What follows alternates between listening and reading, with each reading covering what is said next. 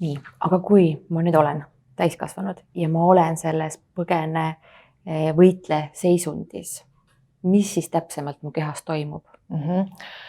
Sellel hetkel siis, kui sa kohtud ohuga, siis lülitubki sisse see põgene võitle seisund ja sellel hetkel organism suunab kõik ressursid lihastesse selleks, et kas siis joosta nii kiiresti kui võimalik või siis võidelda enda eest või siis tartuda. Sellel hetkel ei ole vaja, et organismis toimuks seedetegevus või siis mingisugune sügav mõtteline analüüs või siis seksuaaltegevus ehk siis armatsemine. Sul ei ole neidel hetkedel, sul lihtsalt ei ole sellega vaja tegeleda. Kõik on lihastes.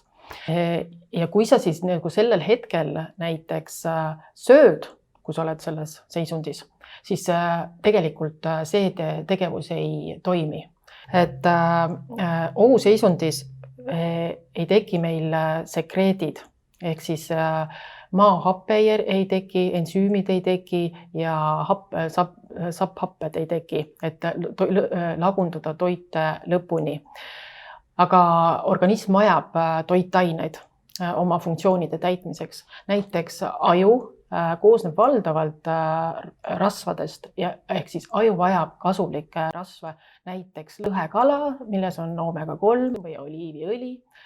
Lihased vajavad aminohappeid ehk valke, siis näiteks veri vajab rauda, luud vajavad kaltsiumit, kilpnääre vajab näiteks tsinki, seleeni, joodi ja kui organism neid aineid kätte ei saa, siis ta põhimõtteliselt ei saa täita oma funktsioone. Ta ei saa täita funktsioone, rakud ei saa nagu areneda ja kehas tekib stress. Ehk siis nüüd on juba väline stress, sisemine stress ja kõik see veel kordistub siin organismis.